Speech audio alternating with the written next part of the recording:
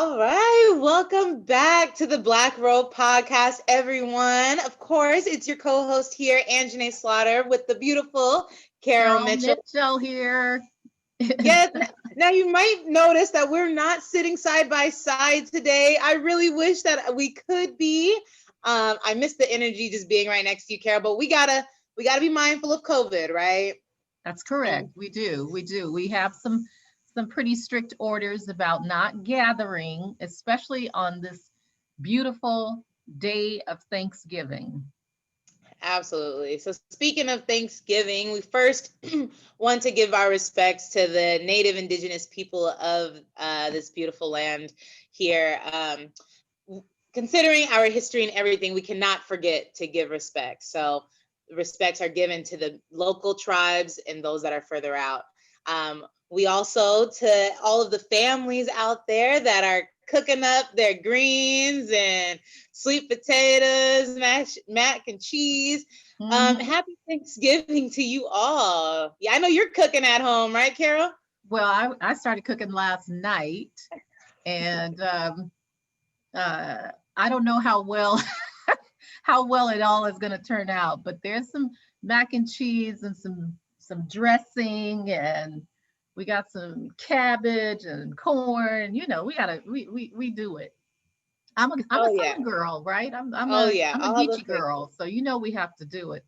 But I don't know how to bake. Oh yeah. Don't forget the rice. uh, I wanted to do rice, but my granddaughter is saying, no, we want mashed potatoes. You got to have mashed potatoes. So, yeah, I might have to give up my rice, but I got some black eyed peas. Okay. All right. There you go. I know my family. I'm ready to eat because my family's cooking right now. We do it all the traditions. My personal favorite would be the sweet potatoes. I just can't wait to get my hands on some yams. Oh man. Yummy. Definitely. But diving into today's topics, there's a lot of stuff going on right now in Pierce County, okay, and Tacoma specifically, right?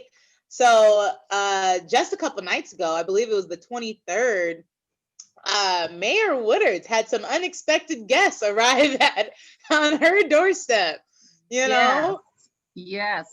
The Tacoma Housing Now and Food Not Bombs groups, and I think some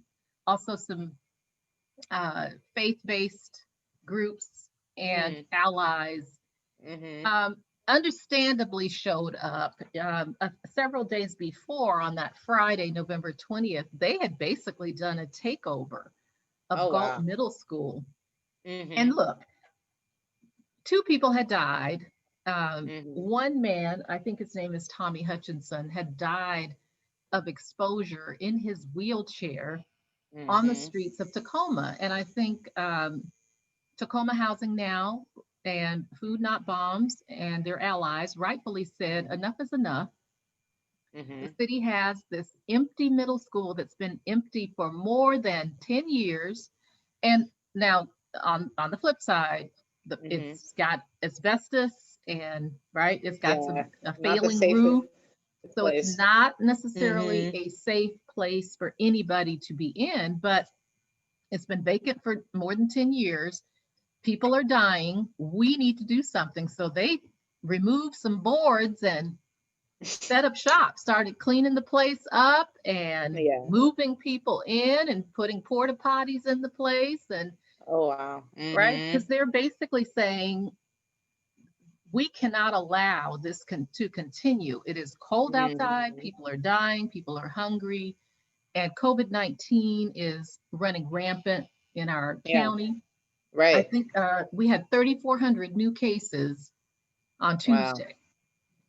So they tried to do something, action Well, oriented. Now, absolutely. Desperate times call for desperate measures. You yeah, know, we're and in the winter season.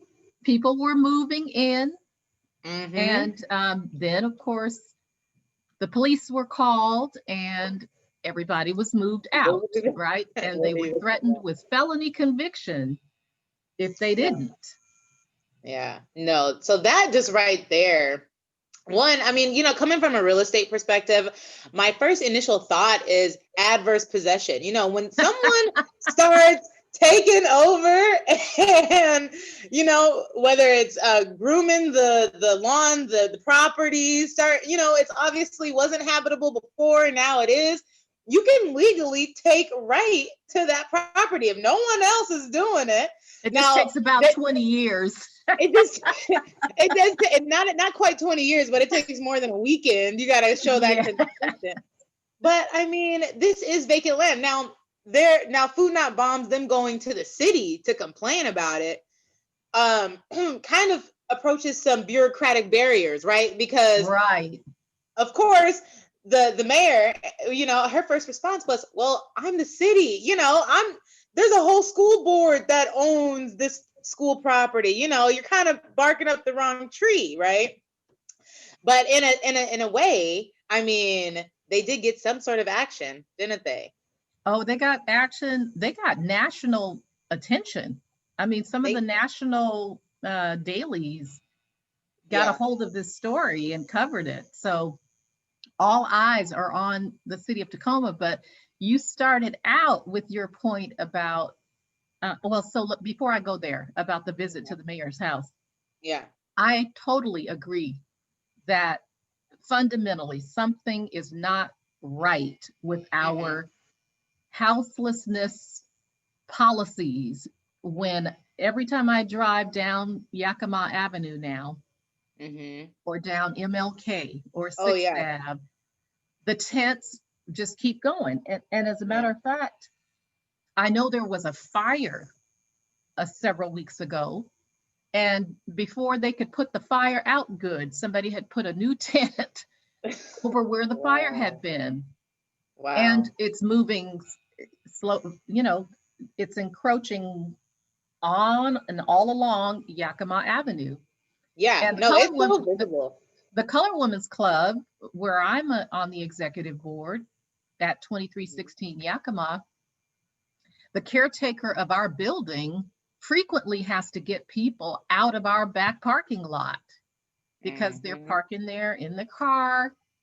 And some of them are, obviously have some substance use issues to deal with, right. But they're houseless.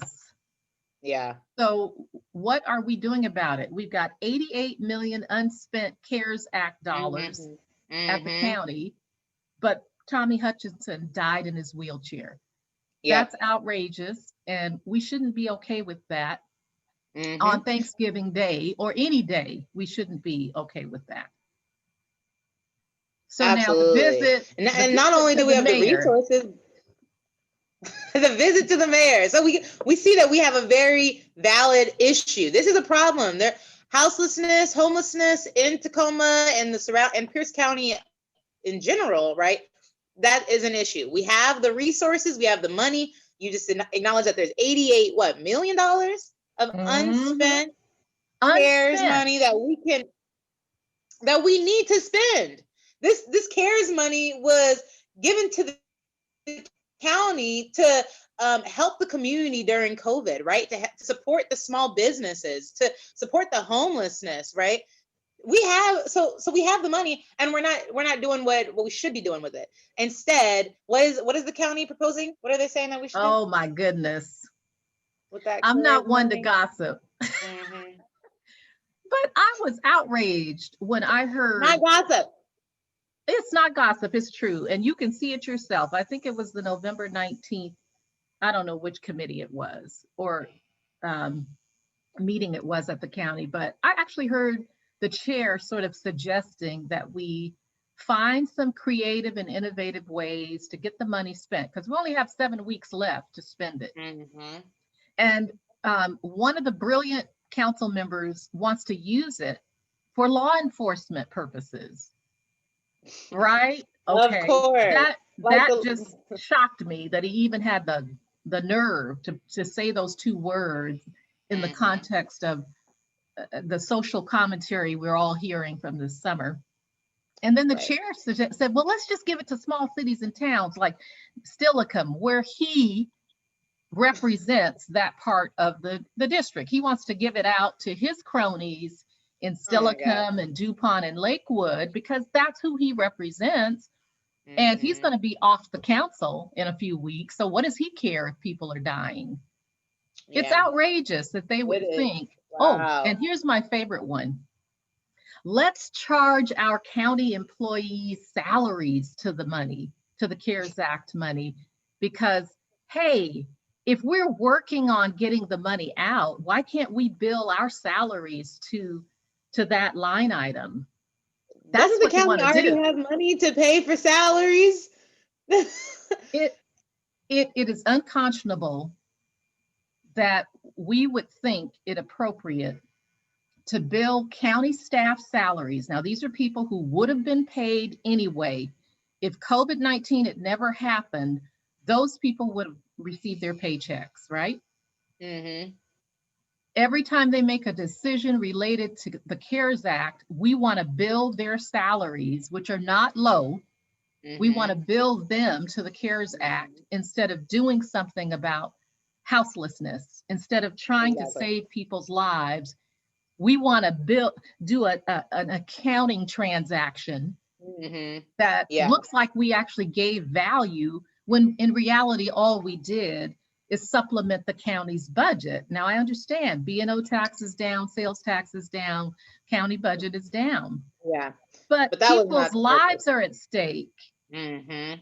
For the Yeah. sake of Tommy Hutchinson, find a way to get the money to the people who really need it. Mm-hmm. And this is a clear example of how different parts of government are very much connected, even though they are separate, bureaucracies. They're very much connected because the Pierce County Council, right, that has all this money, is not applying it towards houselessness. We see local mayors having people protest at their doorsteps. Now, Mhm. I want to just be the first to say that I think that Mayor Woodard really conducted herself well. Okay, this woman was out in the dark. I don't know what time it was, but it was pitch black outside. Okay, she had her face mask that was barely She staying had on her her face face. mask. She was in her high heels, in her It dress, looked like her jacket. she might be the one woman out in Pierce County or beyond that's actually getting dressed for virtual meetings, but she was dressed, okay, head to toe. She's out here and she's talking, and she's I mean, giving these people who were recently evicted from that school, right? Giving Right. them a space to voice their demands, and she's listening to them one by one, and she's standing in solidarity with them to an extent, right? She's saying, I support everything that you're saying. I don't want to see any more people dying in the streets, right? But she has her limits too. And I think Mhm. that's one thing that us as people, just regular civilian people that aren't necessarily, I mean, you have your experience in government, definitely. And I may have advocated for some campaigns and, maybe I've mobilized the governmental channels a little bit, but to the common day person, or even to a lot of people that are nonprofit workers, right? They only see the problem to an Mhm. extent, and it's like, well, do you know the pathway that you have to take to actually get the issue resolved, right? And so they said, just let's forget the bureaucracy. We're gonna forget the pathways. I'm I'm not filling out any complaints at the city hall anymore. I've gone to enough county council meetings. Nothing's happening. So you know what? We just gotta knock on our doorstep. Okay, now What let are me tell your you, thoughts let me about that? let me Let's let me say Yes, something talk to about us. that. I mean, Uh-huh. I completely support the the underlying principles of Tacoma Housing Now, Food Not Bombs, and what they're trying to achieve. They're 100%. absolutely Absolutely. right in Absolutely. making those demands.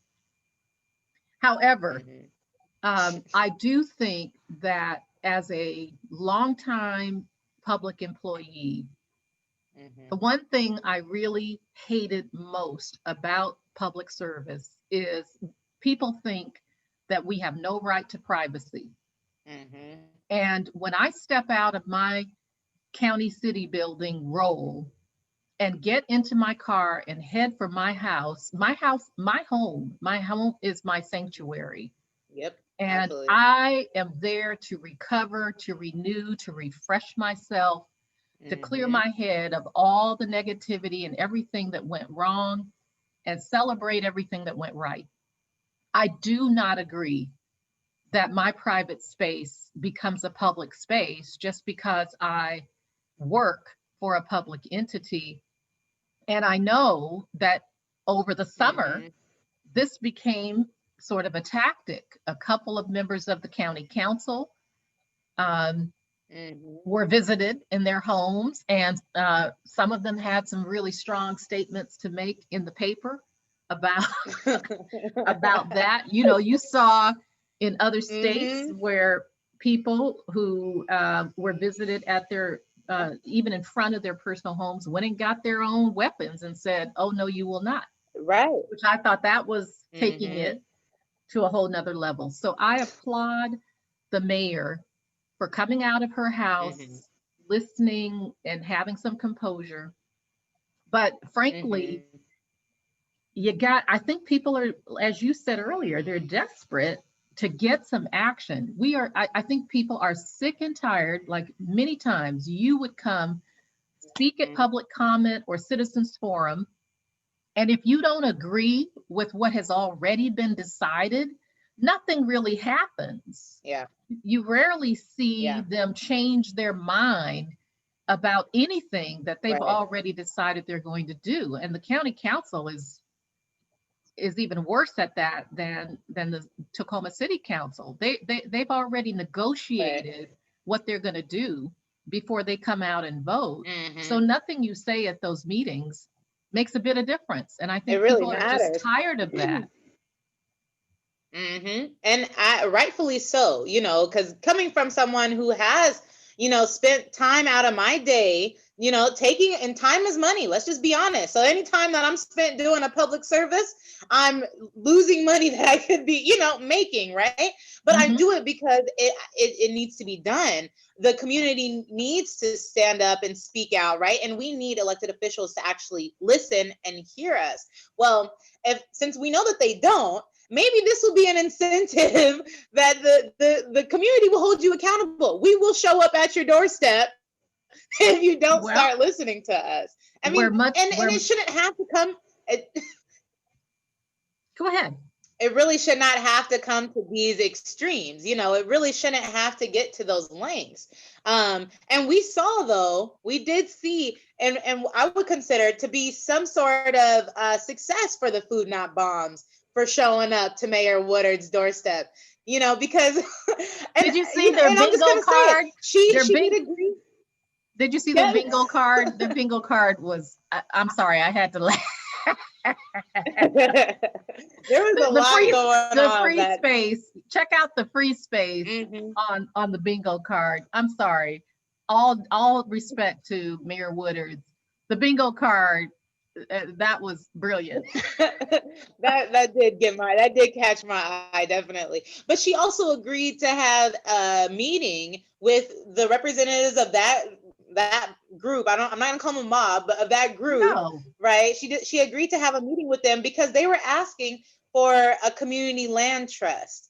All right. They're one of the solutions was this community land trust that would provide housing or homes to individuals, who are houseless. And the way that we're going to be able to get this land or be able to provide the wraparound services for this demographic is by defunding the police. Now, she didn't mention anything in regards to defunding by 50%. She was very, I would say, cautious on her promises, right? She wanted to be very clear on what she could deliver.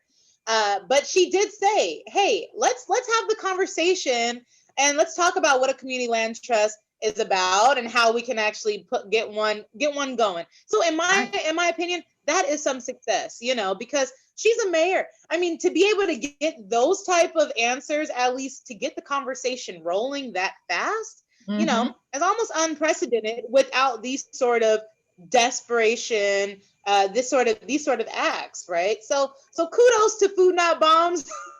And I Tacoma really Housing want to hear Now. about this Yeah. conversation.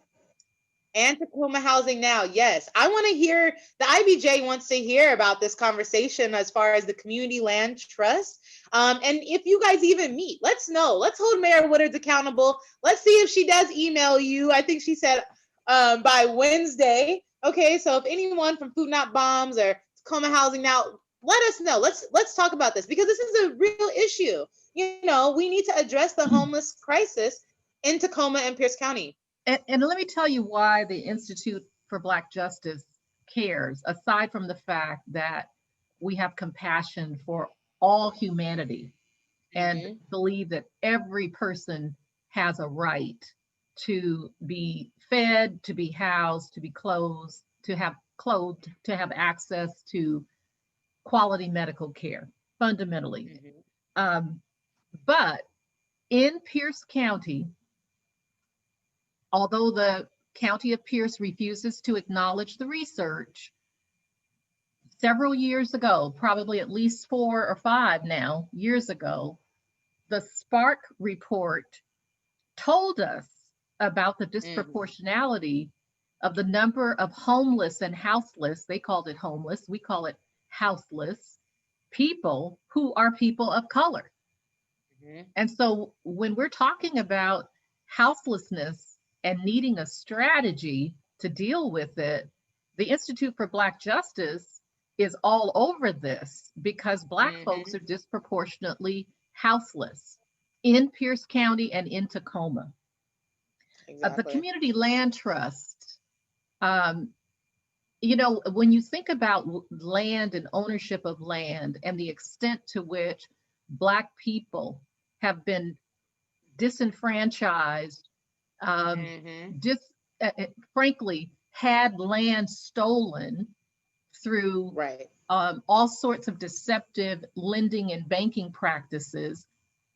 The idea of owning land and keeping title to land, that runs so deep in my DNA and in my family psyche that you need to hold on to the land. But the beauty of the land trust is that it gives people an opportunity to own a house and to have some control over what happens to where they live, but with some restrictions, right? Because the land is actually held by a nonprofit. Right. And so you buy the house, where you develop a house or a building on the land, but it's owned by a nonprofit. And so the equity you accrue does not include the value of the land. So there's some restrictions on your ability to sell your house, because the whole idea of having the trust is to maintain low or affordable housing. So you can only sell it with a certain restriction on how much profit you can make, because they want to keep it affordable. That's the whole point of having the land trust, is to keep it available to people who otherwise wouldn't be able to afford to own a home.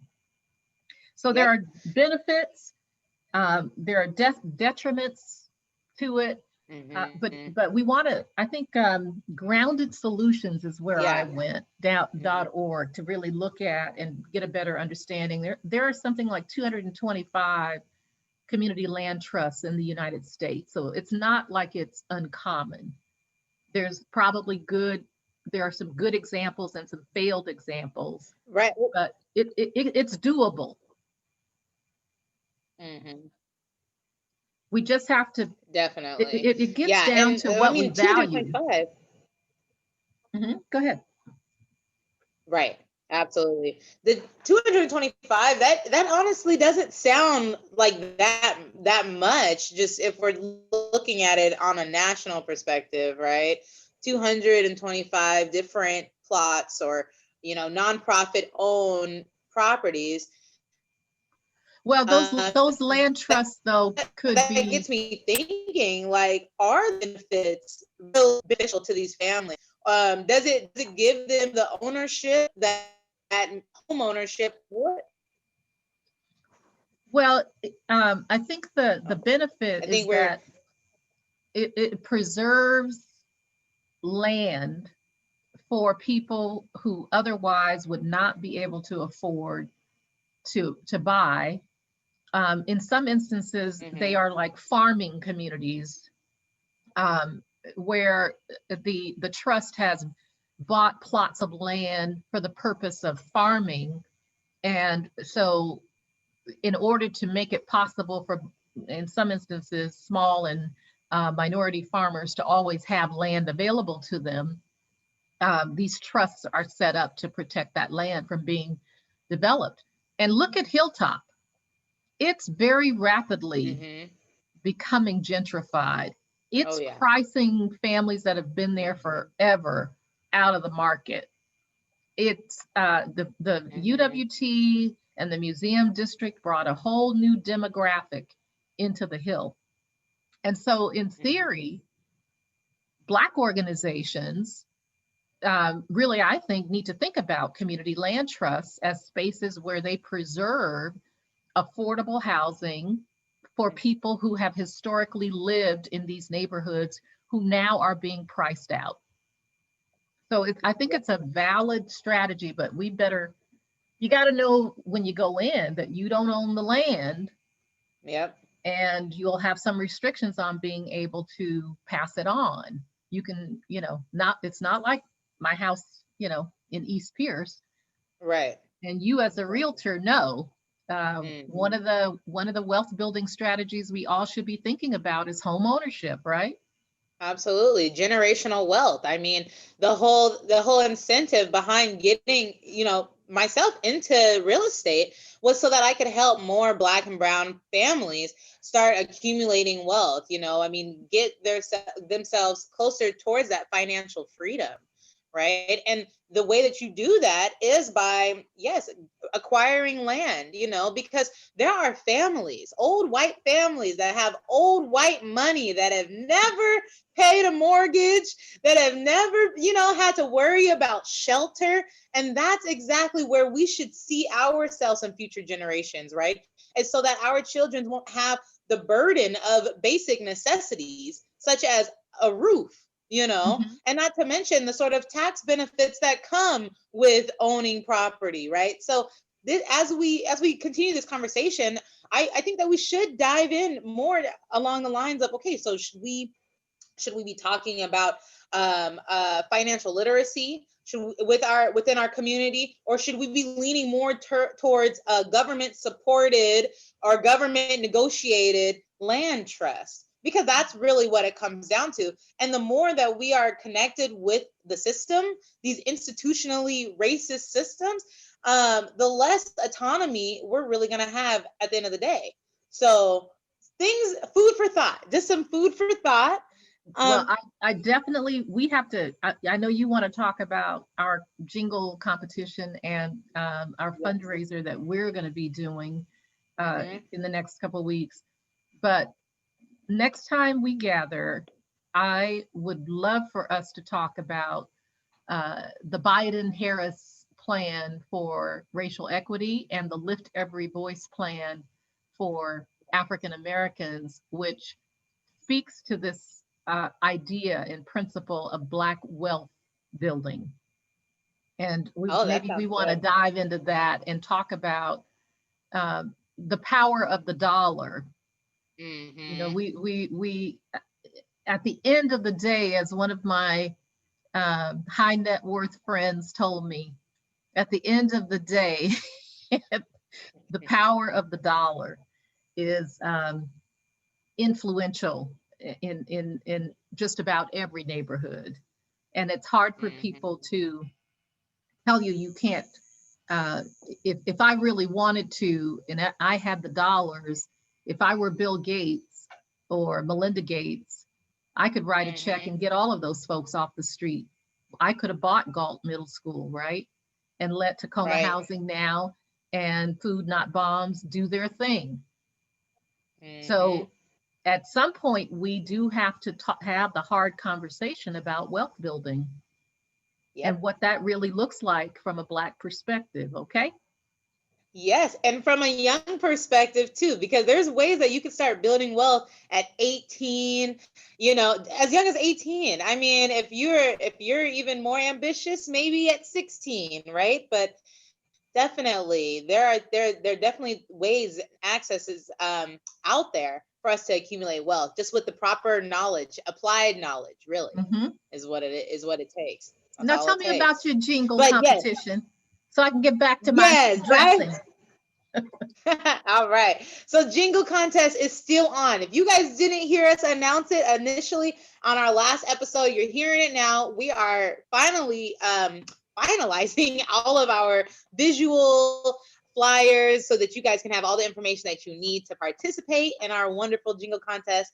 But just to give you a brief rundown, pretty much the Black Robe podcast featured by the IBJ, we're looking for an intro and an outro jingle to our podcast, something to get your spirits up, get you excited about our upcoming topics.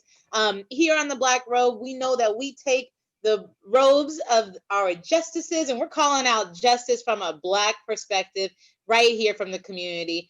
And so if you can incorporate that, maybe a little soulful taste, a little Black, we like some rhythm here on the Black Robe. We'd love to hear it. So submit your minute to 2 minute intro, outro to our Institute for Black Justice email. You can find all of our information, including the flyer, on our website at instituteforblackjustice.org. But we are so excited. We're going to be announcing our top three competitors, I guess you could say, or applicants, whatever, people that are contributing. We're going to be announcing them on our upcoming fundraiser. That's going to take place the second or third week of December. So more information to come out about that fundraiser. It will be live on Facebook. Okay. We plan to, not only shout out people in the community, but highlight more stories, highlight more things that IBJ is doing, and keep us all up to date on Black justice. Yeah, that's what we're doing, Carol. We're excited about it, aren't we? I'm excited watching you do it. Oh, I'm Well, you excited guys stay watching you do tuned it. for all the information to come. Well, thank you to everybody Love for it. watching, Love it. and Hopefully by our supporting. next episode. For everybody that's watching and Sorry, there's a supporting us. lag. Hopefully next Yeah. episode we'll be back in person. Yes. The technology is a uh, wonderful thing when it works the way we want it to work. And obviously, virtual Thanksgiving is not nearly as sweet and wonderful as being in person. But we do all want you to be safe. We want you to be healthy. We want you to be alive, God willing, yeah. for the next Thanksgiving. And take very good care of yourselves and your families as you enjoy the day. Anjanae, say hello to your family and thank them for letting Yes. me have this time with you. And we'll see Yes. you next week. Yes, we will. All right. That's I'll see you Anjanae guys Slaughter. coming over. And that's Carol Mitchell. We're coming live from IVJ. We'll see you guys next week. Bye. Bye now.